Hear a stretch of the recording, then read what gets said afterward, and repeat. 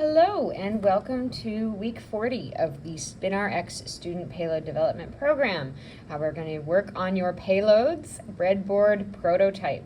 So using Will's pre-configured payload project file, that we're going to go over how to open that in STM32 Cube IDE, we're going to flash the code that he's set up to your BinarX microcontroller board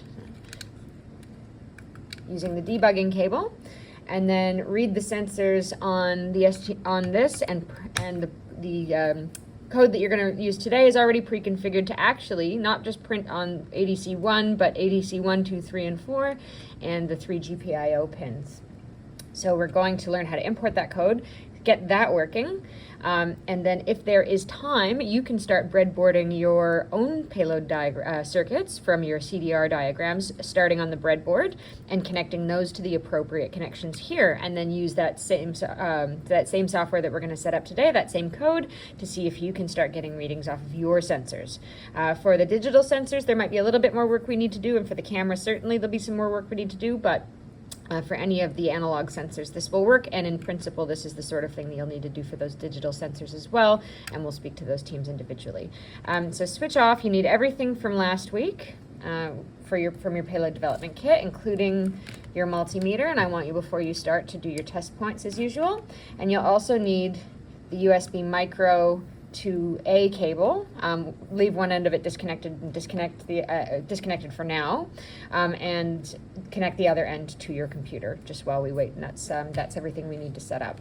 Something else I want to talk about today is in best practices in electronics, and I'm not going to do it because it's a little bit fiddly and this one's not going to space, but you can get these ESD mats. Find out if you've got them in your own tech classes, or maybe in your IT department, and there's a little wristband on that, and that attaches to this mat. It's off camera, and then this mat is actually grounded, and it prevents you from accidentally walking across the rug and static electricity, damaging delicate components. If you don't have one, don't worry, but if you want to do this sort of thing in future, and you just need to make sure that it's nice and tight to your wrist, because there's a little bit in there, and that's what's electrically going to connect you.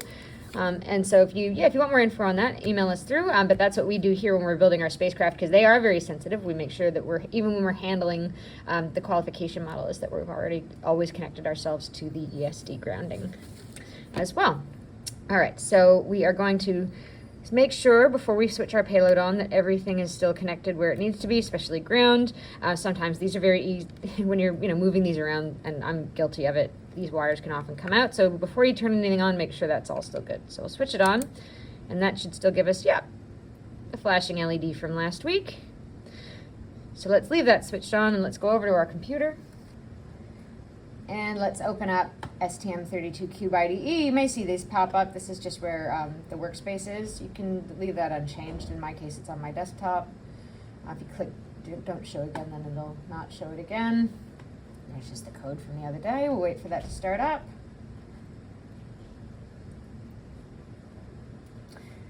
Okay, so this is how it comes up. This is our one that we made last week. You may have named it something else. I'll just take a moment now to point out this layout. If it doesn't look exactly like this, and I apologize to those of you in the first sort of week that we worked on this, that I might have had a different version installed. I think it was maybe 13.1, so some things might have looked a little different if you had a newer version. But most of you figured it out, so good work. But if you do accidentally close stuff and then you don't know how to bring it back up, oh no, oh my goodness, we lost all of our stuff, you can go up to Window, just like in programs like Illustrator, and you want to have in this one it's called a perspective, and that's the workspace arrangement of all the windows. So you're going to reset it, and everything's back. So that brings us all back to normal, which is great. So we'll go up to our Project Explorer here, drop down our project file. We want to go to our source, main.c, and we see our code from last week. Here. Okay, so this is already flashed to our microcontroller. So if we're connected and we just want to go down to our console down here and drop down and go to our command shell console and open up whatever serial port you set up last week that was working. Hit OK, and there we are. It's already reading to the serial monitor there. What we'll call it. So to make sure our temperature sensor is still working before we go to the next phase, we know our LED is working because it's blinking. I'm just going to put my finger on the temperature sensor and see if that goes up. I don't know how warm my finger is. And just a point, remember I did say when things are electrically connected, if you've got, before touching them, maybe just double check that, they haven't become hot, like if you've got them in backwards, because you can burn yourself. So you can get infrared thermometers like the ones they use at airports, and you can actually check the component's temperature before putting your finger on them. So you can see there it's warming up, so that's good. And see if I take my finger away, that should start to drop. And it is dropping, so that's great. We know that that is connected. So we will switch that off for now. And what we're going to do is we don't need this anymore. You can keep it if you want to. But we're going to import Will's complete code file, which also includes the code that goes on here that's going to tell this payload's microcontroller to take 10 readings and then stop. And the way that so when you do this, if you had it just on, by the time we get it all wired up, you won't see anything printing on the serial monitor here because it will have finished. You'd have to flick it on and off again. But today we're actually going to teach you to connect up the flight computer, which will let you use that button to run it 10 times. So this is starting to simulate how your payload gets operated in space. Not to say that you're necessarily just going to get 10 readings, but that you will run for your nominated amount of time that you've scheduled your payload to run for, and then switch off and then send the data to the flight computer. So that's where we're going with this. But what we want to do first, if we connected this and then we tried to send the code, it's going to detect 2 debuggers, and we don't want that. So we're going to go back into the software and we're going to point to this one to make sure that the code is only sent via this one to our microcontroller board. We don't want to send anything to here because it'll muck it up. We can fix it, but you just need to flash the code, and that's a bit annoying. But reach out if you do accidentally do this, if you miss a step, and we can help you get this back to where it needs to be. But for now, this debugger is connected, the red light is on. We're going to go back over to STM32, and we are going to say run, debug configurations, and debugger here. So if you don't see this initially, because it looks like this, it's under here, under application, and then debug. So debugger, and you're going to hit serial number. There's nothing there. We're going to scan. If you see more than one here, then you've got 2 connected. You don't want to do that. Just connect the one, and then if you leave that ticked, then it will only ever send the code in your project via the one that you specified. So if you were to trade debuggers with someone, even if it's the same model, it won't send the code because it won't see you'll get an error saying it can't find the one with the specified serial number. So if you do switch debuggers, you just have to go in and do that again. So for now, that's all we need to do with this file. This one you created from the IOC, and it didn't bring in all Will's code. That was for simplicity. But now we're actually going to bring in the whole pre-configured code into here. So what I'll ask you to do first is go to where you downloaded the software, or wherever you've got the zip file living. All right, I'm actually going to just go and delete that one because I'll go from scratch here. So I'm going to go in and we're going to unzip, extract. Also, if you don't still have that zip file, just save it again and extract it again. And you can name it something else here, BinarX, team name, or payload team name, and we're going to call it the qualification model, or _QM. All right. Please use your payload team name there in QM because we need to know, like putting your name on your work, whose is whose when we go to integrate it, because we'll be combining your software all together to share your payload boards like we've been discussing with you. So we'll let that extract. Hooray, hooray. And then just find that, go in there, open that folder, and I actually want you to name that one again because it's a zip folder.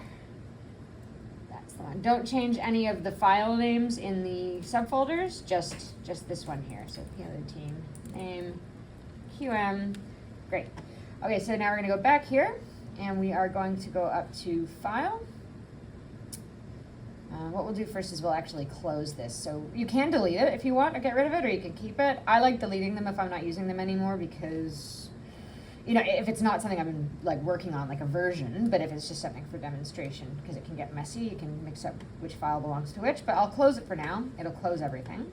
And then we're going to go into File, Open Projects from File System. So this isn't how you did it last time. You just did a new IOC, or project from existing IOC. We're going to open a whole project from his file system. So we're going to go see this, and I'm going to go to, let's say I was in downloads, open that one, but then click on that one. Don't double click. So yeah, go into the master folder, or the parent folder, and then click on that one just once, and then select that folder. Everything else should be fine to just leave as it is, and there we go. So now you've got that coming in. It's just taking its time. All right, so now it says BinarX Payload CBT in BinarX Payload team name QM. So that's the one we want, and you can see how that might start to get confusing. So I'm actually gonna delete that one. So you just have the one, and then drop it down. All right, so all of these are as they are, but we're gonna go into core source main.c, and you'll see that this looks a little different now. There's more code in there, which initializes, you'll recognize some of it, but this is initializing every ADC channel, every GPIO pin, and then transmitting it. We'll go over the code in more detail and what it does in future weeks, but for today, you actually don't need to make any changes here. So all we're gonna do is with our payload still all connected, we will start by simply running it. Building it. So use the hammer icon first. And here, sorry, I'm gonna move you out of the way. You're in the way. Sorry, there we go. Should have done that ages ago. 0 errors, 2 warnings. Don't worry about the warnings. That's just something in our code that we haven't quite worked out. It's not gonna cause a problem for what we're doing today. And we're gonna send. There we are. No target. Oh, we haven't switched it back on. So switch it back on. And again, let's just double check. Oh, that's fine. Oop, that was an accidental click. We'll just go back up to our run debug config. And because we've started a new project, it's not giving us, let's go away. Because we started a new project, it's cleared that serial number. So we go back in there and click on serial number, scan, excellent. And apply, and close. Great. Now we are actually ready to plug in our flight computer as well. So we'll switch everything off. USB micro, plug that gently into that port, and the other end of this goes into an available port on your computer. Now you can see that the lights have come on, and it's actually probably going to run your payload, but the payload's not turned on. So if we ran to on, we're going to go in there, and now we go back to our computer, and that should be, that's still blinking the LED, so we haven't flashed our new code yet. So hit build, get out of the way again. Yep, 0 error, 0 warnings. Oh, okay, we're happy now. Maybe it's because we've got the flight computer turned on. And then we're going to send the code to the debugger. And it's not going to overwrite your flight computer emulator because you've specified the serial number in that window in the step previous. And now our LED, you can see, has stopped flashing. So it's not flashing anymore. So that's because we've just sent the code for what Will has pre-configured, and now all it's doing is reading on our temperature on all ADC channels as well as the GPIO pins. So we'll go back in and go to our, we should still have it open. There we are, payload test 2 is still connected. You don't have to open it every time. You can just go into this little window here, display selected console, and we're gonna go there. And it's spitting out this string. And this string, if you scroll to the code over here, you look for this sprintf. Ooh, it's a longer code this time, isn't it?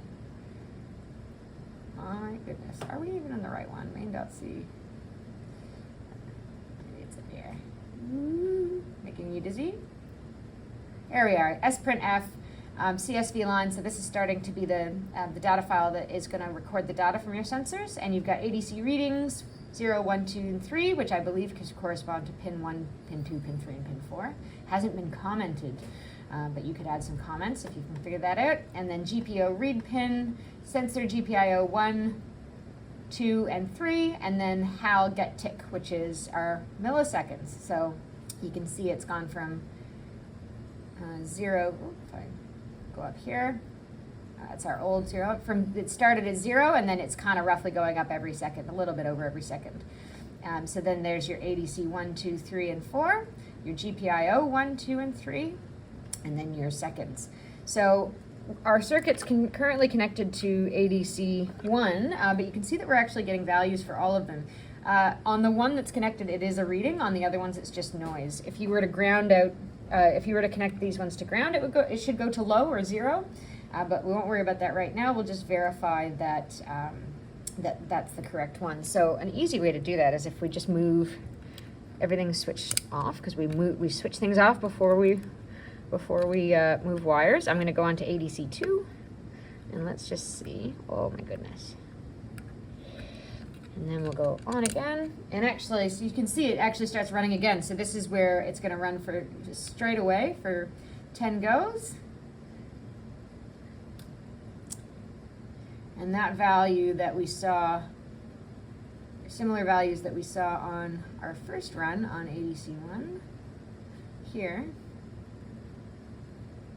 it's kind of a little bit all over the place, but I'm going to try it again, go off, go to ADC3. Let's see if that moves over again. Oh goodness, I just bent it, there we go. It's still fine, still good, it's just a little wiggly. And then we'll switch it on again. And yeah, those are kind of moving over. So we can sort of work out that that's fine. But if you wanted to go ahead and let's see what happens if we were to ground one of those pins. We will steal, who are we gonna steal? We're gonna switch everything off. And we're gonna steal the grounding wire from, oh, we don't have an extra one. Oh, we can use this one here, just for a second. So let's connect ADC, our temperature sensor, back to ADC1. I've really bent that pin. ADC1, and then we'll connect orange into ADC2 and ADC2 to ground. That should be fine. Let's see what happens. Switch it on again.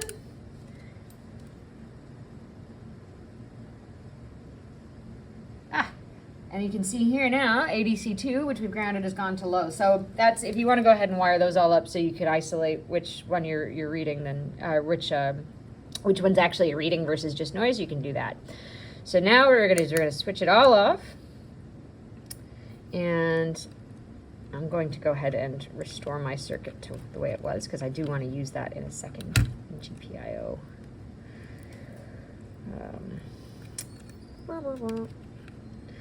From GPIO 1. Is that GPIO 1? I can never see it from this angle. There we go. GPIO 1. It's there. I'll leave that on there. Great. Okay, cool. All right, so now what we're going to do is we are going to only put it to auto. All right, so instead of running all the time and having it on all the time, your payload's only going to run, if we unplug that, it's only going to run when the flight computer's connected. So plug that back in. It will start automatically and run those 10 times, if you see here in the serial monitor. And you can see that pin's gone back to some kind of value that because it's not grounded anymore. But after it does those 10 readings, if you don't want to have to keep switching it all on and off again, and you just want to keep taking payload readings, blue button, press it once, takes a second, but then it will run the for loop 10 times again. It will run the for loop 10 times again and then stop. So if you keep repeating that, then you can do it like that. So if you want, we could even have a go at putting our temperature sensor code in, or not our temperature sensor code, sorry, our LED code. So let's switch that all off and go back to our computer, and let's see here. All right, where are we going to put it? I don't want to put it in the for loop, but maybe if we go back to while, maybe we can get that LED to blink if we go back to our LED blinking code here. Sensor GPIO port DPP set. So that's going to switch it on and off. So this here, go and put it in our while loop. Now, we'll see. I wonder if it's going to be angry at us because it's trying to read and write to the pin at the same time. Because remember, we're reading the pin and we're writing the pin. So let's have a go. Let's say build. Let's see if we get an error. Ooh, no errors, 2 warnings. All right. Let's see what happens if we turn on our payload and send our code. Can we get it to blink?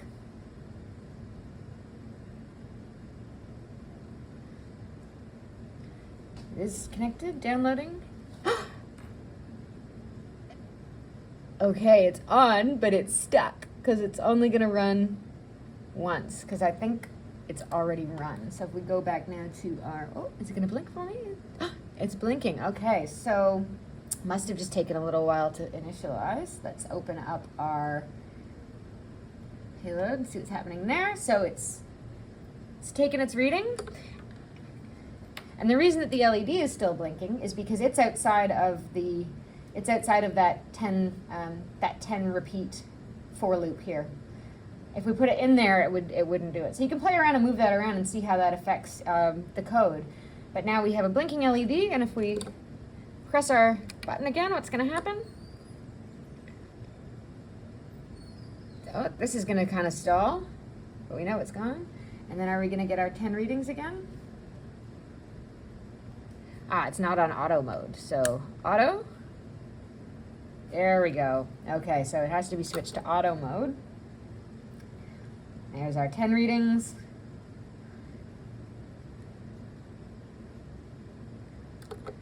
And that's going to keep on blinking. It's just not going to run any more of. Of this bit of the code here because int has been ticked up to 10. But if we wanted to reset that, just press that button and let's watch our console. Are we going to get 10 more values? There we go. It starts again. A little bit more of a delay though. So while it's running through that code, it's, you can see the timestamp is starting at 2 seconds.